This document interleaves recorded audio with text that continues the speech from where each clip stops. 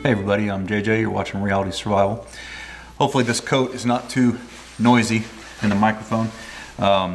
It's chilly out here in my garage and I haven't turned the heater on because it's too loud to record and all that kind of stuff. So, 6 1, half dozen other, I guess. All right, so tonight wanted to talk about measuring nuclear radiation. Told you guys the other day in the live stream that we would do a video on this, so wanted to kick it out. I've got several others in the series that I wanted to do as well. We talked about how to stay safe from nuclear fallout the other day, and I think it makes sense to cover this one pretty early on in the series here. And matter of fact, it probably should have been the first one in the series. So I've got some notes here in front of me on my laptop. I'm going to be referring to those just to make sure I get this all right, because I've basically had to go and research this stuff. This was stuff that I was taught a long time ago when I was a SEER instructor, and I have completely forgotten it. But I went back, checked some of these resources, and kind of put this whole thing together from various different sources, because a lot of stuff has been updated since I taught, and especially since this equipment was used. So when we get a little bit later into this lesson, there's going to be some kind of conversions between the new terms and the old terms. So you should have a pretty well-rounded understanding of measuring nuclear radiation by the time this whole thing's over. And it's going to be a longer video, so if you want to hit the times 1.5 or 2 button, that might be beneficial to you. So before we get into talking about this equipment and all this kind of stuff, let's get into the meat of this subject here and measuring radiation. There are 2 types of radiation, and that is ionizing and non-ionizing. Non-ionizing radiation is not dangerous to humans because the radiation does not have the ability to affect your atoms or other atoms. Ionizing radiation, like that from a nuclear bomb, is dangerous because it has the ability to change the atoms in your body as it comes in contact with it. That's what makes it dangerous. So you need to know how much. You need to know how to understand how much radiation you have been exposed to in a post-nuclear or radiological event. All right, that's the whole purpose of this, so that you can understand measurements and measuring and what it means and what are the safe levels and what's not and all that. Okay, so there are essentially 4 different but interrelated units for measuring radioactivity, exposure, absorbed dose, and dose equivalent. And you can remember this with the mnemonic READ, R-E-A-D. Start with R. The radioactivity is referring to the amount of ionizing radiation released by a material. Now, whether it emits alpha or beta particles or gamma or X-ray or neutrons, it doesn't matter. It's whatever quantity of radioactive material is expressed in terms of its radioactivity or its activity. And this represents how many atoms in the material decay in a given time period. The units of measure for radioactivity are the Curie, which is expressed as Ci, capital C, lowercase I, and the becquerel. Hopefully I'm pronouncing that correctly. It's B-E-C-Q-U-E-R-E-L. And that's expressed as capital B, lowercase q. And that is the last name of the man who invented, who discovered radiation, I believe. Okay, E in that little mnemonic is exposure. And exposure describes the amount of radiation traveling through the air. Many of the radiation monitors, like what we're going to talk about here, monitor or measure exposure. That's what they're measuring. The unit for exposure, or the units, there's 2. The older measurement is the Röntgen, and that is spelled R-O-E-N-T-G-E-N. Kind of a weird word, but I think it's basically pronounced Röntgen or Röntgen. And that is expressed as either a capital R or a lowercase r. And when you're looking in formulas and stuff. And then the newer term for exposure is column slash kilogram, or column per kilogram. And that is expressed as C/kg. All right. A in the Reed mnemonic is absorbed dose. And this describes the amount of radiation absorbed by an object or a person. And that is the amount of energy that radioactive sources deposit in materials through which they pass. The unit for absorbed dose are the rad, which is the radiation absorbed dose, RAD, and that's the older term. And the new term is the gray, and that's expressed as capital GY. Or if it was in smaller doses, M for milligray, MGY. All right, so the last one is the dose. Last one in the Reed mnemonic is dose. Dose equivalent or effective dose combines the amount of radiation absorbed and the medical effects of that type of radiation. Now this is interesting, I think, here. So for beta and gamma radiation, the dose equivalent is the same as the absorbed dose. By contrast, the dose equivalent is larger than the absorbed dose for the alpha and neutron radiation because these types of radiation are more damaging to the human body. Which is funny because, to me that's funny because most people usually think of gamma radiation as being the big bad guy, but really your body can tolerate more gamma radiation. It's just that it's harder to fight gamma radiation because it's more penetrative, but it's not as damaging. It's kind of weird. So units for dose equivalent are the Röntgen equivalent man, or REM, and the new term, that's the old term, the new term is called the sievert, or expressed as the capital S lowercase v, sievert.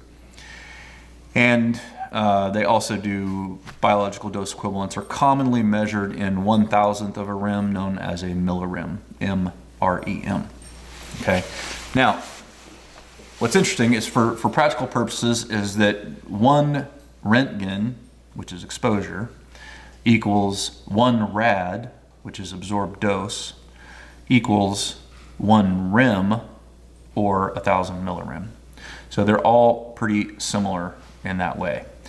All right. So a measure given in CI, or Curie, tells the radioactivity of a substance, while the measure in rem, or millirem, tells the amount of energy the radioactive source deposits in living tissue. For example, a person would receive a dose equivalent of 1 millirem for any of the following activities. 3 days living in Atlanta, Georgia would get you 1 millirem of radiation, just because of the ambient radiation in the atmosphere or in the area there. 2 days, I said 3 days, right? 3 days in Atlanta. 2 days living in Denver. So Denver is more radioactive than Atlanta. 1 year of watching television on average. 1 year of wearing a watch with a luminous dial. 1 coast-to-coast airline flight. And 1 year living next door to a normally operating nuclear power plant. So I thought that was kind of interesting, just to see the different levels of radiation and all that kind of stuff. I thought you guys might enjoy that. So I think all this is really great info, but it's kind of meaningless unless you have a way to take radiological readings. All right. Now there are lots of different devices on the market, and I am definitely not here telling you that these are the best or what you should get. It's just what I have because I think they're cool. I think they're kind of neat from the old, civil defense days, and they kind of look cool on a shelf and all, I just think they're kind of neat. But they are pretty robust too, and they do still work. So let's talk a little bit about this. So there's multiple kinds of things on the market. There's electronic ones that you can get nowadays, And you can spend as much money as you want on them. You can spend anything from, you know, 60, 70, 80 bucks up to 500, 600, you know, I mean, you really spend a lot. But the things that we have here in front of us, this is the Victorine CDV 717, and it is a radiological survey meter. It is not a Geiger counter. This one is designed, I'll break it apart and show you a little bit later, but it's actually designed, it's got a unit that comes off of it. You can set part of it outside the shelter.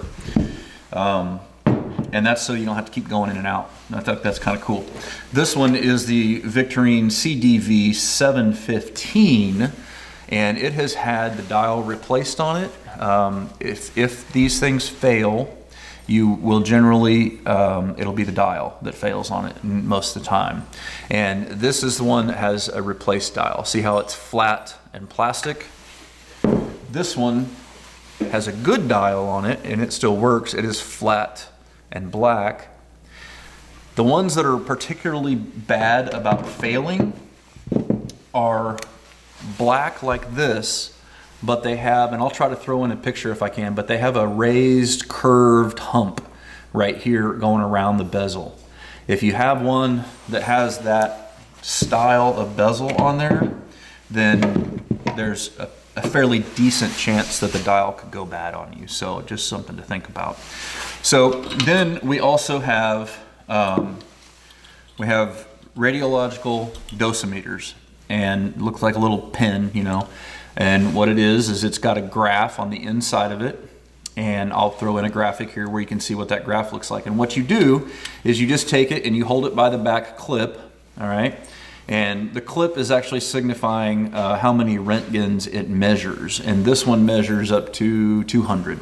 So if it has the brass colored clip on it, it'll measure up to 200 Röntgens. And you just hold it up to the light, just kind of look at it, and you'll be able to see a little line on there that's going across a number. And it's supposed to start on 0. And then you wear this throughout the day as you're going outside after you've figured out that it's safe to go. And it'll measure collectively how much radiation you get. So I kind of like to think of this one as like the odometer on a vehicle. It's calculating the total amount that you get. These are measuring Röntgens per hour, so it's almost like a speedometer, how fast you're getting that radiation all at once. Okay. Now, these little guys over here are the dosimeter chargers, and I'll show you how to use these a little bit later. It's basically just so you can readjust it to 0 again after you've gone out for the day, so that you're getting a good reading each day. All right, so I skipped a little bit ahead on that. Let me catch back up where we're at. Okay, so I was saying that these are radiological survey meters. They're not Geiger counters. A Geiger counter is 10,000 times more sensitive than those. And they are used for basically checking the inside of a safe shelter for contaminated items and looking for fallout in a clean area, okay? In a nuclear radiation event, a Geiger counter would be almost completely useless if you were outdoor trying to measure radiations, you know, high levels of radiation after a nuke went off. And the reason is that Geiger Muller tube on the top of it, the little thing that people hold when you see them in the movies moving around, that'll become saturated with ionized radiation, and the dial will just show 0. And so it's really dangerous actually to have a Geiger counter, because you could be out there, you know, clicking around trying to see if there's any radiation. It's just showing you 0. And so you think you're safe, and you really are in really high levels of radiation. So if you decide to get something, you know, if you want it, if you're worried about all the stuff that's going on with, you know, Russia and Ukraine or whatever, or if you just think they're cool, get a radiological survey meter. That's what you're looking for. Okay, let's see. Okay, so to explain that a little bit better, I'm going to break it down just a little bit more, because I know this kind of can be somewhat confusing, and it is to me too. But if you have a radiological event and you zero out your dosimeter at the beginning of the day, the shift, or whatever, then you go outside and you have a measurement on your survey meter of 1 Röntgen per hour. Okay, which is actually pretty high. Then, after 1 hour of exposure, your dosimeter should raise from 0 to 1. After 2 hours, the dosimeter should read 2, but the survey meter will still just be reading 1. I hope that makes sense. Okay. Okay, so again, the survey meter is used to take occasional readings near your shelter to see if it's safe enough to go outside for any length of time. That's what you want. That's what that's for. That's their importance in a radiological event. Then, once the levels of radiation are low enough for you to go outside, and we'll talk about how much is harmful here in a little bit, you would take the dosimeter with you and measure the amount of radiation that you're exposed to while you're outside the shelter. Okay? When you return to the shelter, make sure that you record the number of Roentgens that you were exposed to and keep a journal of that to track throughout the duration of the event, because exposure to radiation is cumulative over your lifetime, pretty much over your lifetime. I'll talk more about that in a little bit here. Okay. And yeah, here's the thing, is exposure to high levels of radiation in a short period of time is really bad. That's what you want to try to avoid. Slower exposure to radiation spread out over time is not as bad as getting it in a high dose really quickly. All right. So the reason I mention that is that when you're considering work rotations and stuff like that in a contaminated environment, you want to try to do what you can to keep the shifts as short as possible and the number of days between rotations as far as possible. Having the same person be exposed over and over, day after day, for extended period of time is going to make it much more likely that they're going to get radiation sickness. Okay, the little side note here is the technical name for the dosimeter is a quartz fiber direct reading personal dosimeter. I don't think anybody calls them that. They just call them dosimeter. What are my dogs doing? What are you doing, girls? I hear you getting into something. They're getting into something over there. Okay. All right. All this is good and well, but the thing that you guys are all probably wanting to know is how much is harmful. All right. And that's what we're going to talk about now. So I've got kind of three different sets of information here. And the reason that I did that is because there's the old CDC, or there's the old civil defense numbers that are in a lot of the materials and books and, this kind of stuff. Then you've got the new CDC numbers. And, I don't know if anybody trusts the CDC anymore still, but, and then I also got some from an international body, World Nuclearorg. They had some other numbers. They all roughly correlate, but they are slightly different. So I'll just go over those real quick. Okay, so the old CDC, or the old civil defense numbers, are basically say anything below 50 Roentgens cumulative is having no visible effects. However, they never did do any real long-term studies on the cancer risk. And so it's possible that you could develop some longer term. 100 Roentgens might mean some nausea and hair loss up to 2 weeks after exposure. And you might have some mild radiation sickness. 200 Roentgens, you would have acute radiation sickness, but if you stopped there, you would likely live. You would get very sick, but it's survivable. That's at 200 Roentgens. And then 500 Roentgens per hour, they said, or in less than an hour, 50% of people will die as a result of that exposure in varying amounts of time, but likely less than a month. And then 600 Roentgens, you're going to be dead in less than 2 weeks.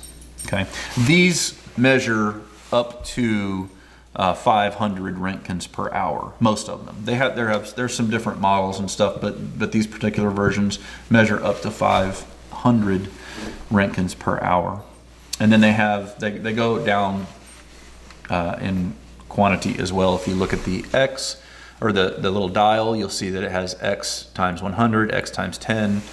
X times 1 and X 0.1. So they can get somewhat sensitive, but they are definitely not sensitive like a Geiger counter.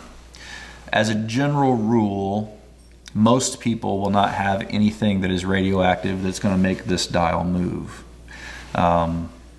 It's possible that you could have some stuff. I've seen some YouTube videos where guys have some stuff and they can make it move, but for the most part, you're not going to have too much. Okay, so that is the scale that the old civil defense numbers that they kind of put out back in the day, you know, in the 60s or so. The newer CDC numbers, this is where it gets a little bit more complicated with the terminology. Senator Rick Scott texting me apparently. Apparently he needs money. I hate these spam things. Okay, so according to the newer CDC numbers, 20 millisieverts equals having an increased risk of cancer later in life. Symptoms may take decades to appear. So 20 millisieverts is equal to, I did a little converter, and I'm going to put links to those converters down in the description, as well as a bunch of other information about measuring radiation. Okay, there's going to be a bunch of resources down there. So 20 millisieverts is equal to 2.1437 Roentgens. Okay, so that's pretty low. They're saying that, you know, if you had an exposure of 20 millisieverts, that you could have some risk of cancer later in life, but no other real symptoms. 1 gray equals, and I don't know why they don't keep their measurements consistent. It's irritating, but whatever. And a millisievert is equivalent to a milligray, if I remember correctly, but 1 gray equals increased risk of radiation sickness, but death is not likely. The symptoms may appear in hours to days. So 1 gray, to get back to the Roentgen scale that we've been talking about, 1 gray equals 114 Roentgens. So, you know, that's pretty consistent with what it said up here. 100 Roentgens might have some nausea and hair loss, up to 2 weeks after exposure, mild radiation sickness. But again, they're saying increased risk of radiation sickness, but death's not likely. So kind of comparable. They say, CDC says 2 grays equal death may occur in days to weeks. Now 2 grays is equal to 228 Roentgens. So if we go up here, 200 Roentgens, it said that you would have acute radiation sickness, but if you stopped there, you'd likely live.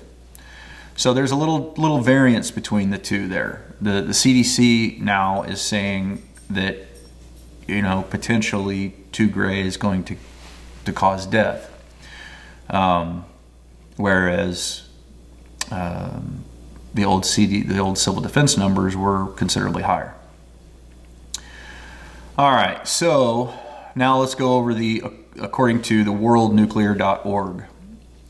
They have acute radiation sickness can occur if exposed to 700 milligray and or millisieverts. I believe they're the same. That would equal, 700 milligray would equal 79.82 Roentgens. Okay? And they're saying that if you get this exposure, it's in a short period of time, not over a long period of time. They're talking about several minutes if you're hit with it all at once. Okay? And I thought that was good that they differentiate that, because the other sources don't really differentiate that. So the symptoms, if you have 700 milligray or roughly 80 Roentgens of exposure really quickly, is common acute radiation syndrome symptoms that would include gastrointestinal problems, nausea, vomiting, headache, burns, and fever. Okay. Whole body doses between 4,000 milligray, which would equal 456.1 Roentgens. So between 4,000 and 5,000 milligray within a short period of time would kill 50% if exposed. So that's fairly close to what the CDC numbers were saying, is at 500 Roentgens, about 50% of people would be exposed, would die. So fairly close there. And then they go on to say that an exposure of 8,000 milligray, I didn't label that, which equals 912 Roentgens, is universally fatal. So anything, 8,000 to 10,000 milligray, which is again 912 to 1140 Roentgens, they're saying that that is universally fatal. You won't live past that.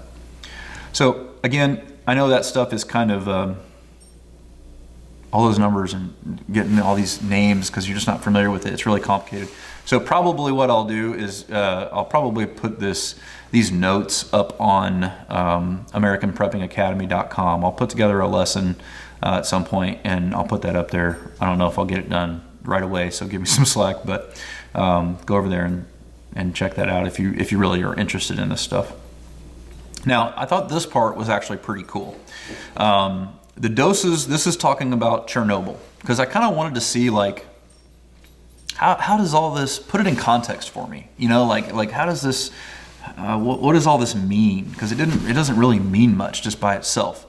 So this is talking about the firefighters who died fighting fire at Chernobyl, and they estimated that they had received a range up to 20,000 milligray. Fire, be good.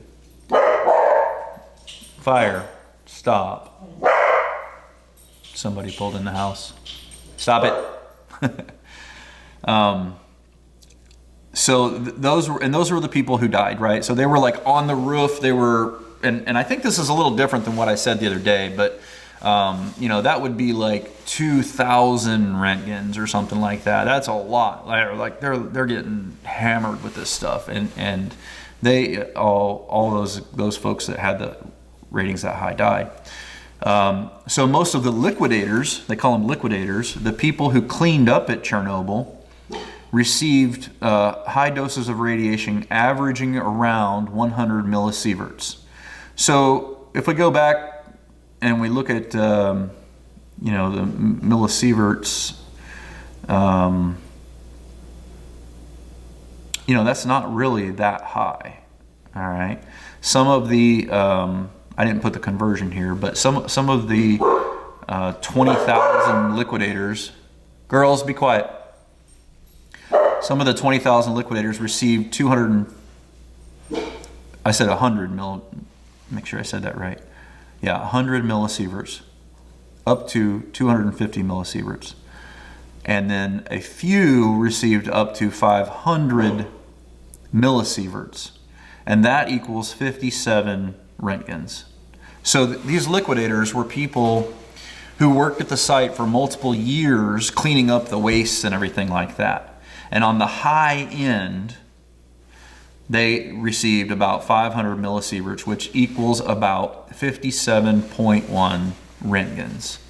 So I think that kind of puts that into context a little bit for you, when we're talking about in the old civil defense numbers, it says anything below 50 Roentgens cumulatively has no visible effects. These guys were literally working like at the plant, like cleaning stuff up. So radiation is not as dangerous as everybody thinks that it is. It is something to be concerned about. I'm not saying it's not, but if you have good equipment, if you can take measurements, if you're careful, if you're protective, if you know how to, be around it and all that kind of stuff, then you can work at places like Chernobyl for many years and still be fine. Okay. We're about to wrap this up, so stick with me. During a radiological event, a dosimeter is worn daily when you're not inside of a safe shelter, and then you reset it every day and you keep records of that cumulative exposure. Ideally, you want to keep your exposure level under 50 Roentgens if possible, but lower is better. All right. Again, just a little recap here, the most significant concern with radiation dose is that high levels in short periods are really bad. Smaller amounts spread over larger times is less damaging to the body. And that gives the body time to heal the cellular damage that's done and all that kind of stuff.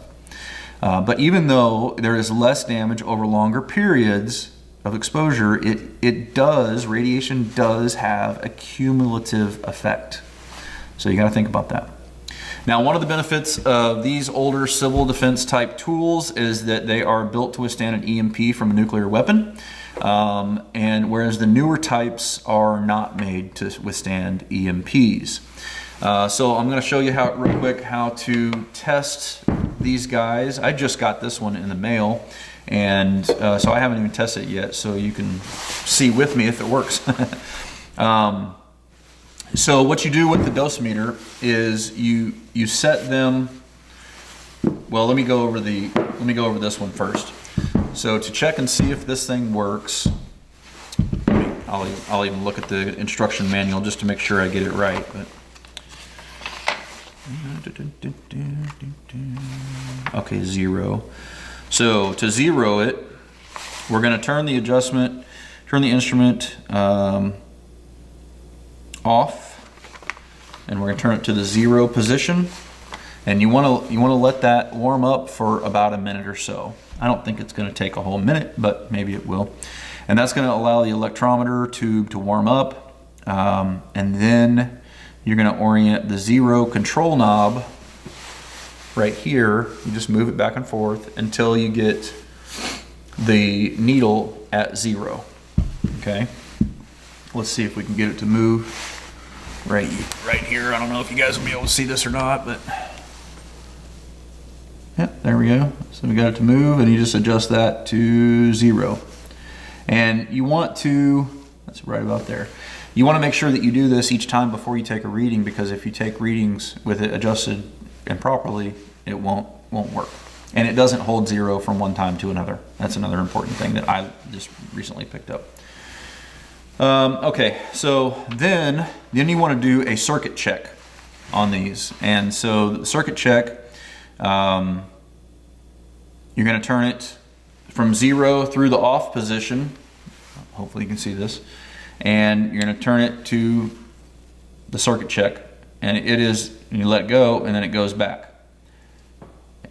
And that means that it's good. It's telling you that everything is working correctly and that the battery is strong enough to actually take a reading. If you turn it to circuit check and it doesn't get over to the red mark, that's telling you that your battery is not strong enough, most likely, or that you have some sort of fault or some sort of problem within the unit. But change the battery first. That's going to be the best thing for you. Okay? So let me show you this. This one is one that is designed, I think I showed you guys this in a live stream the other night, where you can take this portion of the container, that's the ionization chamber, and you can hook this cable onto it. It's a 25-foot cable, and it just screws on like that. And then you screw that onto there, and then you can set this unit outside the outside your shelter, and then you can take readings without having to actually go outside. So that's kind of cool. They also have, if you're like, oh my gosh, I don't know if it's going to work or not, you know what I mean?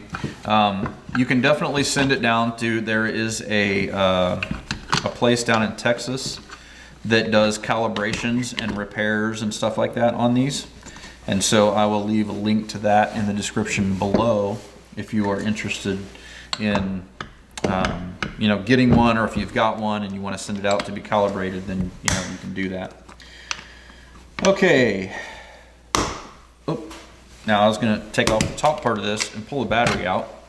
Where's the battery? Here it is. So this has just a little, it takes a 1D cell battery. That's all they take. Pretty solid state, kind of electronics and all that kind of stuff. Kind of cool. Oh, I know what I was going to do. I was going to show you how to charge the dosimeter. So these also take a D battery, and back in the 60s, D's were kind of the thing. Now you just kind of take the battery and stick it in there. It's got a positive and a negative written on the circuit board where you can see it. Most of them will have a spare light bulb right here, and then they should have a light bulb right here as well that is working. If the light bulb doesn't work, you might want to take it and twist it and turn it and kind of move it back and forth and all that kind of stuff. That will help it get seated a little bit better, potentially.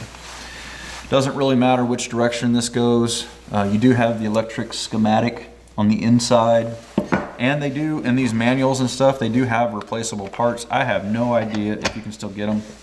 Maybe you can, I'm not sure, but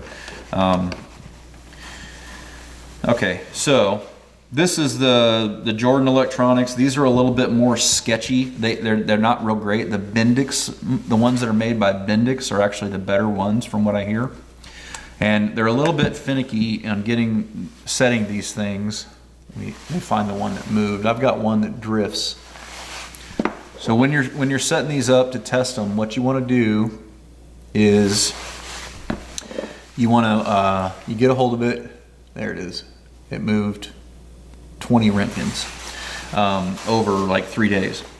So you want to get it and you want to set it to 0. And I'll kind of show you how I'm doing that here in a second. And then you want to let it sit for like a week. And if it stays at 0 for a week, then it's good to go. And you can kind of look at it every day or so. You know, if you have one that, let's say it's moving, then just kind of watch it for a 24-hour period and see what it does. And then you can still use it. So let's say if it drifts 10 Roentgen in a 24-hour period, you can still go out and use it during the day, and it'll still monitor what you're receiving. You just need to make sure to subtract that 10 Roentgens off when you write it in your journal, okay? So this has electrical contact down at this end, and you want to put that on there, and then it is spring loaded, and so you can kind of push down on it. And then you have this adjustment knob. You have this adjustment knob right here. So what you're going to do is when you push down on this, it turns on that light bulb inside of there so that you can see the graph. And you want to just push down on it, and then you want to move the dial and get it to 0. But they're really finicky. They jump around and they move, and they don't necessarily always stay just right. And a lot of times, if you get it just right on the 0, and then when you pull it off, it'll jump a little bit to the right. So if you just preset it just a tiny little bit to the left, when you pull it off, it'll probably be right on the 0. So basically, I'm just going to look down here, see if I can see this. Put that down on there. There we go. And you're going to move the knob. Kind of jumps around a little bit until you get it on 0.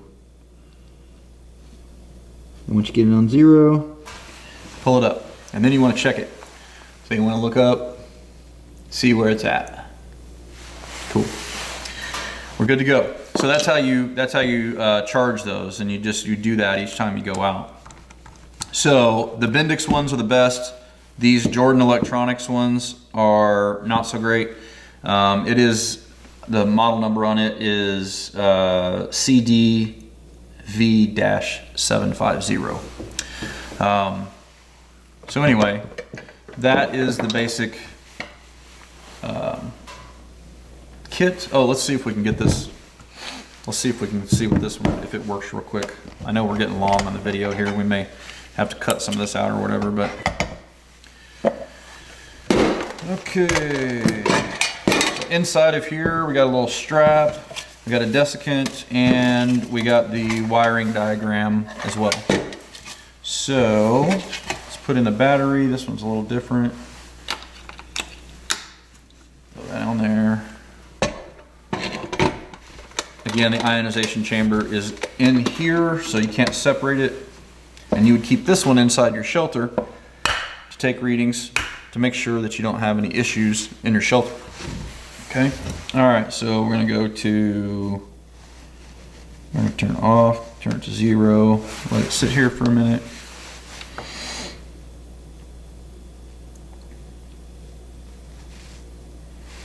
Then we're gonna go to circuit check.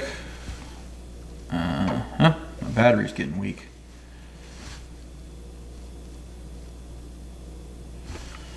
Yeah, so this one, it looks like the battery, I might need to replace the battery because it's not going, the dial is moving fine, but it's not going all the way over. So I've been playing with these a little bit and stuff, so that could be the explanation, but it looks like it probably works. I just need to get a new battery for it. So I don't even know if it'll, yeah, it'll 0 still, it looks like. It's got enough juice to do that. There you go. Oh, there it goes. I didn't have it zeroed when I did it. That's what it was. So I got it zeroed now, and then if I do the circuit check, it goes all the way over. Cool. All right. I'm not an expert with these things, as you can tell. But the information on all the nuclear measurements and all that kind of stuff, you know, should be accurate, assuming that these sources are reliable. So I think it's about $120 if you want to send these out to that place in Texas. I'll put a link in the description below. I think it's like ki4u.com, something like that. And they can recalibrate them if you decided to get them. The cost-wise on these, they're about $65 to $80, $85, something like that. Now that there's all this talk about nuclear war and everything like that, they might be a little bit higher. Probably will be, who knows. But anyway, hopefully this was helpful to you guys, and just wanted to talk about measuring nuclear radiation.